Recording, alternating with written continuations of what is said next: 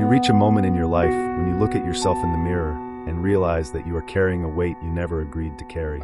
A weight you didn't choose, a story that didn't begin with you, but somehow became your responsibility to finish. And maybe you have never said it out loud, but deep down, you know the truth. The person you became, or the person you fear becoming, is tied to the man who raised you, or the man who didn't. This isn't about placing blame. It isn't about pointing fingers at a father who probably was never taught any better. It's about something quieter, something you feel when you're alone and every distraction fades, leaving only the question you've avoided for years. Why do I feel so fragile? Why do I struggle with things that seem so simple for others? Why do I keep fighting invisible battles no one else seems to see? And the answer, or at least the beginning of it, often leads back to your father. A father doesn't just create a child. He creates their inner voice. The voice you hear when you doubt yourself, the voice you hear when you try to impress someone, the voice you hear when you fail, the voice you hear when you are afraid to take the next step. For some, that voice is supportive. For others, it is shaky. For many, it is confusing. But for you, maybe it became a voice that makes you shrink instead of rise, a voice that makes you hesitate instead of act, a voice that repeats old patterns you inherited without knowing it. And maybe you've asked yourself, why do I feel so insecure? Why do I break under pressure? Why do I avoid things that could improve my life? It's not because you're weak by nature. It's because you were trained to breathe in a world built from someone else's fears. Think about how a child learns strength. Children watch how their parents respond to life. They learn whether the world is safe or dangerous, whether emotions are meant to be expressed or hidden. If your father raised you with silence, you learn to silence yourself. If he raised you with anxiety, you learn to walk on emotional edges. If he raised you with impossible standards, you learn that nothing you do is ever enough. If he was unpredictable, you learn to overthink everything. If he taught you to be strong by not feeling, you learn to confuse numbness with strength. If he never apologized, you learned that admitting mistakes is dangerous. If he demanded perfection, you developed anxiety disguised as ambition. If he avoided discomfort, you learned avoidance as a form of coping. If he lived shrinking from his own potential, you inherited the blueprint for shrinking from yours. None of this makes him a bad person. It makes him human.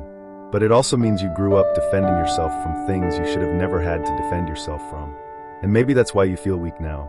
Not because you're weak, but because you grew up in survival mode. You were learning to read his emotions instead of learning to understand your own. You were learning not to upset him instead of learning how to express yourself. And survival mode changes the brain. That's not poetry, that's neuroscience. Studies show that environments shaped by unpredictability or emotional distance affect the development of stress responses, trust, and decision-making. Maybe you feel weak today not because you are limited, but because your nervous system was trained from childhood to anticipate danger instead of possibilities. Think about how much of you was formed trying to solve someone else's emotional puzzle. How you learned to hide yourself because being seen felt unsafe. That isn't weakness. That is adaptation. That is your mind protecting itself the only way it knew how. But here's where life becomes complicated.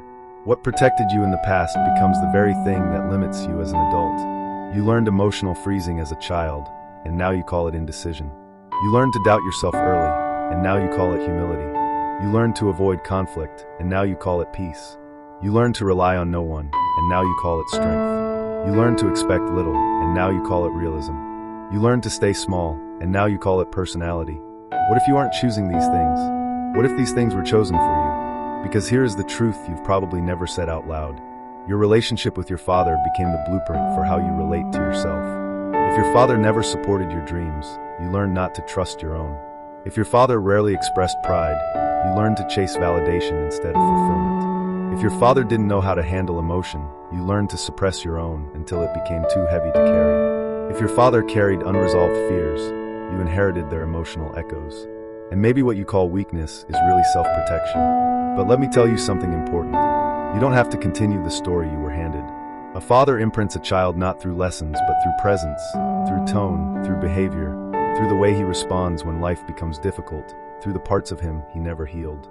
A father teaches you, unconsciously, what fear is. A father teaches you what strength is. A father teaches you how to look at yourself. And if he struggled with his own inner battles, he may have passed them to you without meaning to, not through intention, but through example.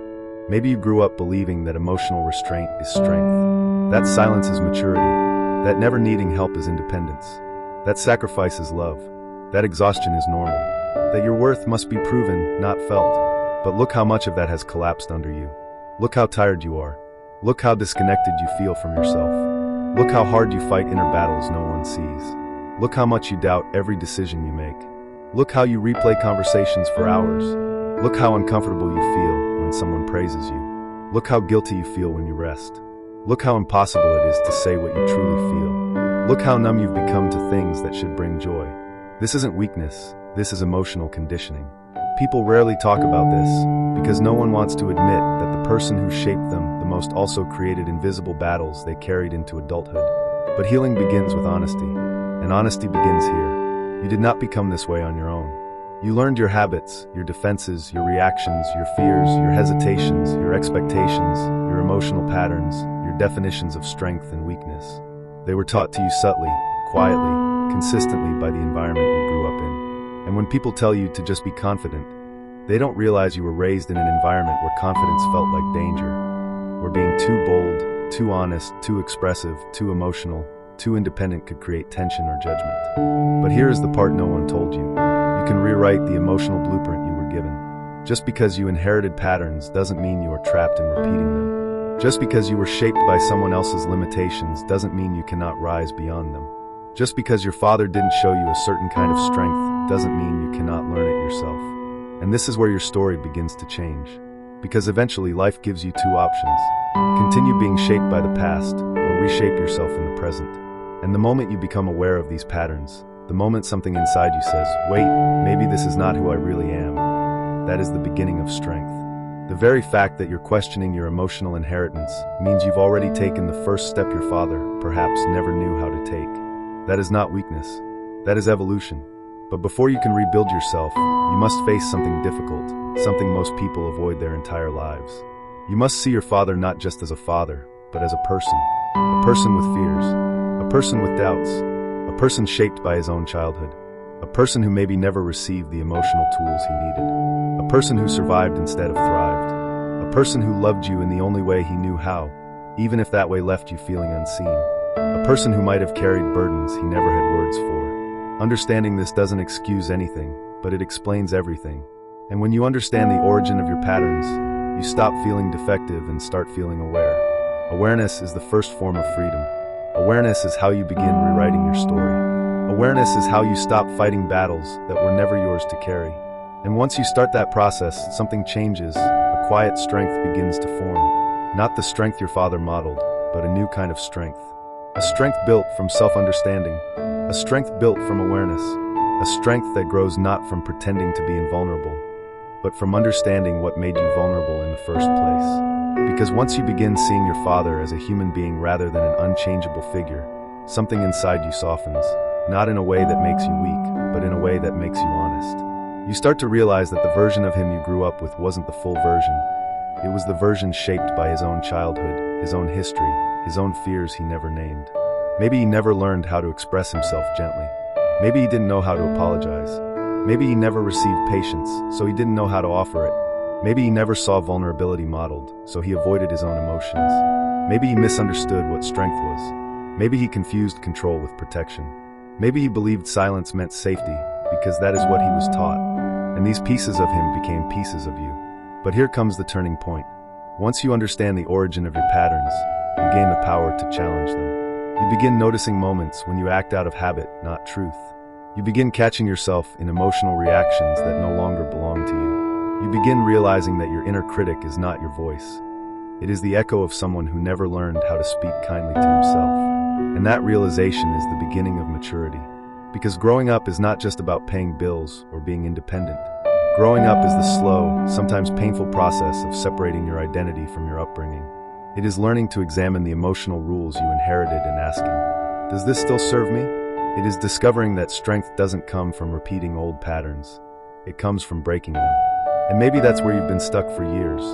Not because you lack ability, but because you've never questioned the invisible rules your upbringing wrote inside you. Keep everything inside. Don't upset anyone. Handle everything alone. Stay quiet, stay polished, stay predictable. Never disappoint. Don't express too much. Don't ask for help. Don't be too much. Don't be too honest. Don't show weakness. But look what those rules have cost you. They taught you how to survive, but not how to live. They taught you how to function, but not how to feel. They taught you how to adapt, but not how to become yourself. They taught you how to avoid breaking, but not how to build. You survived your childhood patterns, but survival is not the same as growth. And this is the part that requires courage. Questioning the rules you inherited will feel like betrayal. Not because you are doing something wrong, but because your mind associates those rules with safety. They protected you once. They kept the peace. They kept you from conflict. They kept you from judgment. They kept you from discomfort. But you are no longer that child, and the threats you were prepared for no longer exist. Yet a part of you still lives as if they do. That's why you avoid difficult conversations. That's why you struggle to express emotion. That's why you feel nervous when someone asks what you really want. That's why you hesitate before speaking your mind. That's why you feel responsible for everyone else's feelings. That's why you overthink small decisions. That's why you shut down when you need connection. That's why you shrink when it's time to rise. That's why you seek validation instead of truth. That's why you exhaust yourself trying to be the version of you that keeps everyone comfortable. These are not random habits, they are self-protection mechanisms. But then comes a quiet moment, often unexpected, when you realize the life you're living is not the life you want. It is the life you learn to maintain. And maintaining something that was never yours to carry is the most exhausting thing in the world. So let me ask you, softly but directly, when was the last time you asked yourself who you would be if you weren't trying to live up to the standards of the father you grew up with? Not the ideal father, not the perfect father, not the father you wish he had been, but the father he actually was. Who would you be if you no longer feared his disappointment? Who would you be if you stopped trying not to repeat his mistakes? Who would you be if you no longer lived in the emotional shadow of his silence, his expectations, his unpredictability, his distance? Maybe this is the moment you realize that your weakness isn't a lack of strength, it's a lack of permission. Permission you've been waiting your entire life to receive, not knowing you can give it to yourself. Because here is the truth no one told you. You can evolve beyond the environment that shaped you. You can rise beyond the patterns you inherited. You can become someone your father never had the chance to become. You can heal wounds he never acknowledged. You can break cycles he didn't know how to escape. You can build an inner world he never experienced. And none of that is betrayal. It is continuation. It is expansion. It is choosing growth where he chose survival. You do not reject him by becoming more. You honor the part of him that wanted more but didn't know how to reach it. This transformation doesn't happen suddenly. It doesn't come from one moment of clarity. It doesn't come from dramatic decisions. Real change is slower, quieter. It comes from small choices repeated consistently. It happens in the moment you pause before shrinking. In the moment you express something small you once hid. In the moment you ask for help without guilt. In the moment you stand your ground calmly. In the moment you rest without shame. In the moment you stop over-explaining yourself. In the moment you allow discomfort without escaping it. In the moment you choose honesty over avoidance. In the moment you forgive yourself for what you learned, not for what you chose. These moments accumulate slowly, quietly, and over time they create a new inner voice, one that replaces the echo of your father's limitations with a voice that sounds more like you. Not the conditioned you, not the obedient you, not the self-protective you, but the real you. The one who has been waiting for years beneath the surface. The you who wants to take risks without fearing judgment. The you who wants to speak without rehearsing. The you who wants to feel without apologizing. The you who wants to build something meaningful, not just acceptable. The you who wants to stop pretending everything is fine.